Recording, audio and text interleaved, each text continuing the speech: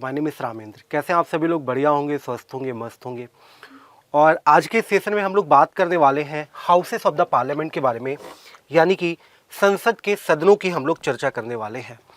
संसद के सदनों की चर्चा करने से पहले हमें समझना होगा कि गवर्नमेंट किस तरीके से फॉर्म होती है, गवर्नमेंट की कितने निकाय होते हैं, कितने अंग होते हैं। इन बातों को समझते हुए फिर हम यहाँ पर आगे चलेंगे। साथियों, जैसा आप सभी लोग जानते होंगे कि सरकार के 3 अंग होते हैं। सरकार 3 अंगों से मिलकर बनी होती है। सरकार के 3 अंग कौन कौन से होते हैं, पहले हम लोग इसके बारे में चर्चा कर लेते हैं और फिर यहाँ पे हम लोग इसके आगे की कहानी को समझने का प्रयास करते हैं। अगर हम यहाँ पे बात करें सरकार के अंगों के बारे में, तो आप सभी को पता होगा कि सरकार का जो सबसे पहला अंग होता है, इसे हम लोग लेजिस्लेचर या विधायिका कहते हैं। लेजिस्लेचर या विधायिका कहते हैं। सरकार का दूसरा अंग होता है एग्जीक्यूटिव यानी कार्यपालिका। एग्जीक्यूटिव यानी कार्यपालिका।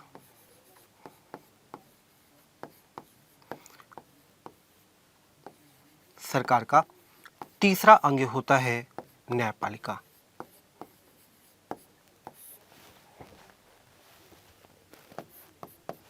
यानी जुडिशरी।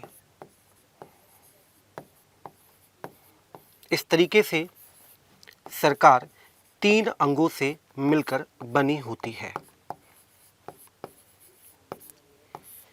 यदि हम बात करें एग्जीक्यूटिव का कि एग्जीक्यूटिव का काम क्या होता है, तो आप सभी को पता होगा कि लेजिस्लेटिव का काम होता है आपका कि जो कानून है वो आपके कानून इसी बॉडी के द्वारा बनाए जाते हैं। यानी कि लेजिस्लेचर का काम होता है to form the laws. To form the laws यानी कि कानून निर्माण करना काम होता है लेजिस्लेचर का। जब यहां पर कानून का निर्माण कर दिया जाता है तो अब बारी आती है कानून को लागू करने की, और यहां पर जो कानून लागू करने का जो काम होता है वो होता है एग्जीक्यूटिव का। तो इसे हम लोग बोलते हैं to implement the laws. To implement laws यानी कि कानून को लागू करना।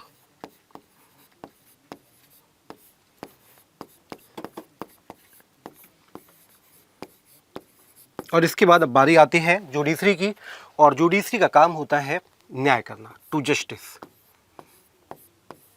इस तरीके से सरकार 3 अंगों से मिलकर बनी होती है।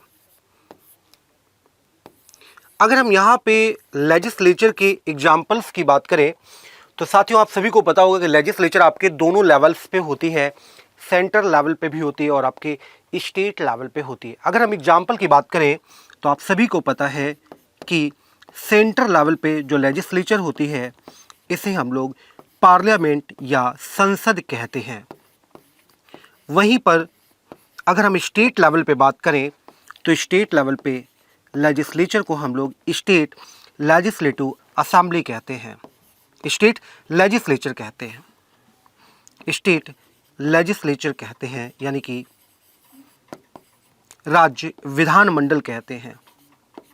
राज्य विधानमंडल कहते हैं। इसके बाद साथियों अगर हम एग्जीक्यूटिव की बात करें तो एग्जीक्यूटिव आपकी 2 तरह की होती है। एक आपकी कहलाती है डायरेक्ट एग्जीक्यूटिव और दूसरी आपकी कहलाती है इनडायरेक्ट एग्जीक्यूटिव। इनडायरेक्ट एग्जीक्यूटिव या दूसरी आपकी कहलाती है डायरेक्ट एग्जीक्यूटिव। अगर डायरेक्ट एग्जीक्यूटिव की बात की जाए, डायरेक्ट एग्जीक्यूटिव की बात की जाए तो डायरेक्ट एग्जीक्यूटिव के अंदर वो लोग शामिल होते हैं जो डायरेक्ट पॉलिसीज को या प्लान्स को या लॉज को इम्प्लीमेंट करते हैं। जैसे आप डिस्ट्रिक्ट लेवल पे बात करें तो डिस्ट्रिक्ट लेवल पे जो भी आपके आईएएस ऑफिसर्स, आईपीएस ऑफिसर्स, ये जो भी आपकी बॉडीज होती हैं वो सभी डायरेक्ट एग्जीक्यूटिव का पार्ट होती हैं। अगर वहीं पर हम इनडायरेक्ट एग्जीक्यूटिव की बात करें, अप्रत्यक्ष कार्यपालिका की बात करें, तो जितने भी आपके कैबिनेट मिनिस्टर्स होते हैं इंक्लूडिंग प्राइम मिनिस्टर, इसके अलावा प्रेसिडेंट, प्रेसिडेंट यानी राष्ट्रपति, वाइस प्रेसिडेंट, ये सभी लोग इनडायरेक्ट एग्जीक्यूटिव का हिस्सा होते हैं। वहीं पर अगर हम यहाँ पे जुडिशरी की बात करें तो साथियों आपको दो लेवल पे जुडिशरी भी आपको देखने को मिलेगी। सेंट्रल लेवल पे जो जुडिशरी होती है इसे हम लोग सुप्रीम कोर्ट कहते हैं, जबकि स्टेट लेवल की जो सबसे अपेक्स बॉडी होती है इसे हम लोग हाई कोर्ट कहते हैं। तो इस तरीके से अगर कभी आपसे पूछा जाए कि सरकार के कितने अंग होते हैं तो सरकार के यहाँ पे 3 अंग होते हैं। तो चलिए हम लोग यहाँ पे बात करने वाले हैं जो हमारा सबसे पहला वाला पार्ट है, यानी विधायिका की हम लोग चर्चा करने वाले हैं। जैसा मैंने आपको बताया कि केंद्र पे जो विधायिका होती है उसे हम लोग पार्लियामेंट या संसद कहते हैं। तो हम लोग चर्चा स्टार्ट करने वाले हैं लेजिस्लेचर की, यानी हम लोग चर्चा स्टार्ट करने वाले हैं पार्लियामेंट की। साथियों अगर पार्लियामेंट की बात की जाए तो आर्टिकल 79 कहता है कि पार्लियामेंट ऑफ इंडिया 3 बॉडीज से मिलकर बनी होगी। कौन कौन से 3 बॉडीज से मिलकर बनी होगी? 3 बॉडीज या 3 निकायों से मिलकर बनी होगी। सवाल उठता है कि कौन कौन से 3 निकायों से मिलकर बनी होगी। तो नंबर 1 राष्ट्रपति यानी president of India, number 2 council of states यानी कि राज्यसभा, और number 3 houses of the people यानी लोकसभा। यदि हम आर्टिकल्स की चर्चा करें तो हमें जो सबसे पहला आर्टिकल यहाँ पर राष्ट्रपति से रिलेटेड है वो है आर्टिकल 52। वहीं पर अगर हम राज्यसभा की बात करें तो राज्यसभा से रिलेटेड जो आर्टिकल है वो है आपका आर्टिकल 80। वहीं पर अगर हम बात करें लोकसभा के बारे में तो इससे रिलेटेड आर्टिकल है आर्टिकल 81। इस तरीके से साथियों अगर बात की जाए तो पार्लियामेंट आपके 3 निकायों से मिलकर बनता है, जबकि 2 हाउसेस से मिलकर बनता है। अगर बात की जाए कि कितने हाउसेस से मिलकर बनता है तो याद रखेंगे कि 2 हाउसेस से मिलकर बनता है। और कौन कौन से 2 हाउसेस हैं? ये आपके 2 यहाँ पर हाउसेस होते हैं, यानी कि सदन होते हैं। हाउसेस यानी ये आपके यहाँ पे सदन कहलाते हैं। अब यहाँ पे सबसे पहले हम लोग यहाँ पे कंपोजिशन की बात करें तो साथियों आप सभी को पता होगा कि हम लोग यहाँ पे दोनों कंपोजिशंस को देखेंगे, यानी कि लोकसभा की भी चर्चा करेंगे और साथ ही साथ हम लोग यहाँ पे राज्यसभा की चर्चा करेंगे।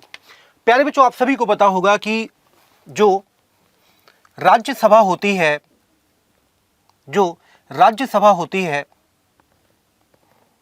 जो आपकी राज्यसभा होती है, जिसे आप लोग काउंसिल ऑफ स्टेट्स कहते हैं, इस काउंसिल ऑफ स्टेट यानी राज्यसभा में अधिकतम सदस्यों की संख्या, दोनों बातें हम लोग देखेंगे। यहां पर मैक्सिमम मेंबर्स कितने हो सकते हैं तो 250 यहां पे मैक्सिमम मेंबर्स हो सकते हैं। परंतु यदि हम करंटली बात करें, वर्तमान की बात करें, तो आप सभी को पता है कि करंटली यहाँ पे आपके मेंबर्स हो सकते हैं कितने, तो यहाँ पे आपके करंटली 245 मेंबर्स हैं, यानी कि अभी यहाँ पे 5 सीटें जो हैं वो यहाँ पे खाली हैं। इस तरीके से जो राज्यसभा है वो आपके 250 सदस्यों से मिलकर बनती है। प्यारे बच्चों यहाँ पे अगर हम इसको कैटेगराइज करें तो आप सभी को पता होगा कि 250 मेंबर्स में से आपके जो 235 मेंबर्स हैं, और अगर करेंटली बात करें तो 233, तो यहाँ पे आपके जो 233 सदस्य हैं, करंटली बात करते हैं हम लोग, करंटली क्या सिचुएशन है, मैक्सिमम तो आपके अभी छोड़ ही दीजिए। करंटली अगर बात करें तो आप सभी को पता होगा कि करंटली यहाँ पे 233 जो मेंबर्स हैं, ये मेंबर्स यहाँ पर इलेक्टेड मेंबर्स होते हैं, यानी कि ये जो सदस्य हैं ये सदस्य यहाँ पर निर्वाचित सदस्य होते हैं। जबकि जो 12 मेंबर्स होते हैं ये 12 मेंबर्स आपके यहाँ पे नॉमिनेटेड मेंबर्स होते हैं। नॉमिनेटेड यानी कि मनोनीत सदस्य होते हैं। अगर मनोनीत सदस्यों की बात की जाए तो आप सभी को पता है कि जो मनोनीत सदस्य होते हैं ये आपके प्रेसिडेंट ऑफ इंडिया द्वारा, by the president of India आपके नॉमिनेट किए जाएंगे। ऐसा कहाँ लिखा है? तो ऐसा लिखा है आर्टिकल 80 के क्लॉज 1 पर। यदि हम बात करें नॉमिनेटेड मेंबर्स के बारे में, तो आप सभी को पता होगा कि जो 12 नॉमिनेटेड मेंबर्स होते हैं ये 4 क्षेत्रों से होते हैं। कौन कौन से? आर्ट यानी कला, विज्ञान, कला विज्ञान यानी साइंस, साहित्य यानी लिटरेचर, और सोशल वर्क यानी समाज सेवा, सोशल वर्क। तो इस तरीके से यहाँ पे ये जो मेंबर्स होते हैं ये सारे मेंबर्स आपके यहाँ पे नॉमिनेटेड मेंबर्स होते हैं। तो ये तो बात रही यहाँ पे कि राज्यसभा का किस तरीके से कंपोजिशन होता है। वहीं पर अगर हम बात करें, वहीं पर अगर हम यहाँ पे बात करते हैं अपने लोकसभा के बारे में, तो अगर लोकसभा की बात की जाए, अगर लोकसभा की बात की जाए, लोकसभा की बात की जाए, लोकसभा की बात की जाए, तो 2019 के पहले, 2019 के पहले लोकसभा में मैक्सिमम सदस्य 552 हुआ करते थे। ये 2000 पहले की बात है, क्योंकि यहाँ पे जो 550 मेंबर होते थे, 550 मेंबर होते थे वो आपके यहाँ पे इलेक्टेड मेंबर्स होते थे, जबकि जो 2 सदस्य होते थे ये 2 सदस्य आपके यहाँ पे नॉमिनेट किए जाते थे। और ये नॉमिनेट कौन से लोग किए जाते थे? जो एंग्लो इंडियंस होते थे। तो ये नॉमिनेटेड मेंबर्स होते थे, ये आपके यहाँ पे इलेक्टेड मेंबर्स होते थे, ये आपके यहाँ पे इलेक्टेड मेंबर्स होते थे। ठीक है, तो ये मैक्सिमम सदस्य हो सकते थे, यानी कि ये जो मैं आपको बात बता रहा हूँ ये मैक्सिमम सदस्य हो सकते थे। अगर वर्तमान में बात की जाए तो ये जो 2 एंग्लो इंडियंस के नॉमिनेशन की बात की जाती थी ये आपकी यहाँ पे समाप्त कर दी गई है। और आज अगर करेंटली बात की जाए तो करेंटली यहाँ पे आपके 545 मेंबर्स होते हैं। कितने मेंबर्स होते हैं? तो 545 मेंबर अभी करेंटली है। और ये सारे जो मेंबर्स हैं ये सारे मेंबर्स आपके इलेक्टेड होते हैं, ये सारे मेंबर्स यहाँ पे इलेक्टेड मेंबर्स होते हैं, यानी कि निर्वाचित होकर सदस्य आते हैं। वहीं पर अगर हम थोड़ी सी इनकी योग्यताओं के बारे में बात करें, एक चीज और यहाँ पे हमें समझनी होगी कि अगर हम यहाँ पे बात करें कि जो आपके लोकसभा के सदस्य आते हैं वो कैसे आते हैं और राज्यसभा के सदस्य कैसे आते हैं। अगर हम यहाँ पे इनकी बात करें,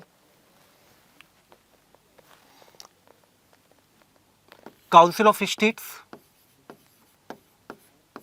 काउंसिल ऑफ स्टेट, और एक तरफ हम लिख लेते हैं यहाँ पे आपका house of people, house of people. तो आप सभी को पता होगा, एक बात तो आपको क्लियर होगी कि यहाँ पे आपके मैक्सिमम सदस्य कितने हो सकते हैं। सो यहाँ पे आपके मैक्सिमम सदस्य हो सकते हैं कितने? तो यहाँ पे आपके मैक्सिमम 250 मेंबर्स हो सकते हैं। और यहाँ पर आपके आज करेंटली बात करें तो 550 सदस्य हो सकते हैं।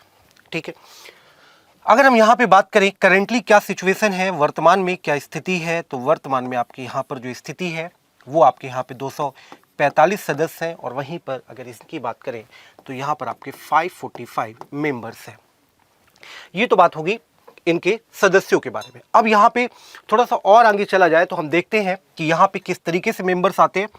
तो ये जो आपके इलेक्टेड मेंबर्स होते हैं इनका इलेक्शन कैसे होता है, इसकी अगर बात करें, इनका इलेक्शन कैसे होता है, तो इनका इलेक्शन होता है आपका जो काउंसिल ऑफ स्टेट के मेंबर्स होते हैं उनका इलेक्शन होता है PR, प्रोपोर्शनल रिप्रेजेंटेशन के माध्यम से, यानी कि आनुपातिक प्रतिनिधित्व प्रणाली के माध्यम से इनका इलेक्शन होता है। Proportional representation by the mean of single transferable vote system, by the mean of single transferable vote system, इसका यहाँ पे प्रयोग किया जाता है। इसको हिंदी में बोलते हैं एकल हस्तांतरणीय मत प्रणाली, मत प्रणाली का यहाँ पे प्रयोग किया जाता है। अगर वहीं पर हम इसकी बात करें तो यहाँ पे इलेक्शन में प्रयोग किया जाता है first past the post system, first past the post system. यानी कि हिंदी में कहते हैं अग्रेता ही विजेता, अग्रेता ही विजेता, यानी कि जो यहाँ पे सबसे आगे आएगा वो यहाँ पे आपका क्या होगा, विजेता कहलाएगा, वो यहाँ पे जीता हुआ कैंडिडेट कहलाएगा। और यहाँ पे वही वाली प्रोसेस प्रयोग की जाती है जो यहाँ पे प्रेसिडेंट ऑफ इंडिया के कॉन्टेक्स्ट में यहाँ पे किया जाता है, वहीं पर यहाँ पर इस पर भी उसी का प्रयोग किया जाता है। तो ये बातें आपको यहाँ पे क्लियर हो गई होंगी। अब चलते हैं क्वालिफिकेशंस के बारे में, यानी कि अगर आपको यहाँ पे लोकसभा का सदस्य बनना है तो क्या क्वालिफिकेशंस होंगी, और अगर आपको राज्यसभा का सदस्य बनना है तो क्या क्या यहाँ पे क्वालिफिकेशंस आपको चाहिए होंगी, इसके बारे में यहाँ पे बात करते हैं। सबसे पहले अगर हम बात करें कि राज्यसभा के बारे में, काउंसिल ऑफ स्टेट्स के बारे में अगर बात की जाए,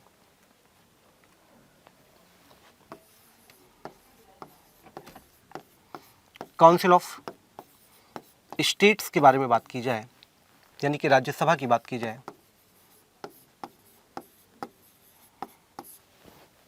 और इस तरफ हम लिख लेते हैं हाउस ऑफ पीपल।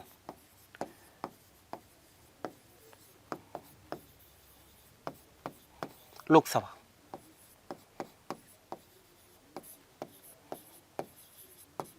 दोनों के लिए कुछ शर्तें यहां पे कॉमन है। पहली शर्त तो ये है कि सिटीजन ऑफ इंडिया होना चाहिए,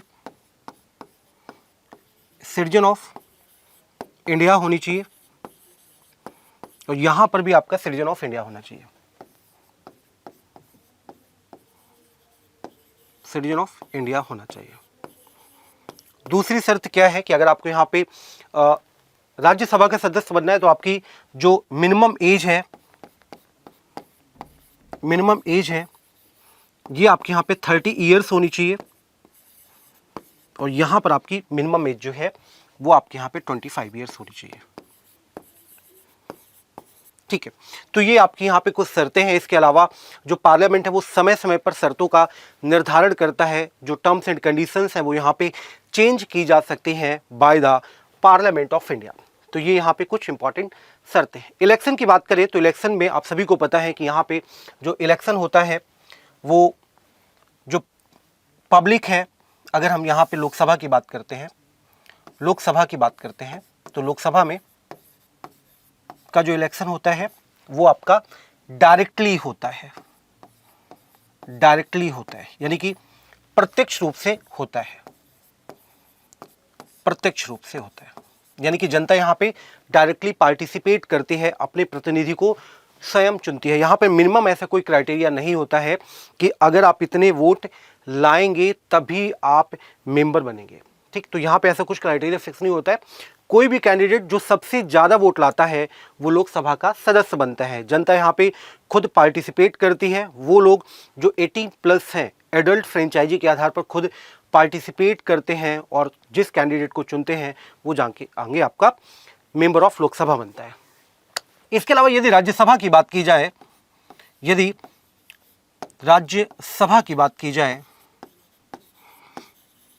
तो राज्यसभा में आपका जो इलेक्शन होता है वो आपका इनडायरेक्टली इलेक्शन होता है, इनडायरेक्टली इलेक्शन होता है, अप्रत्यक्ष चुनाव होता है, अप्रत्यक्ष चुनाव होता है। इसका मतलब क्या है?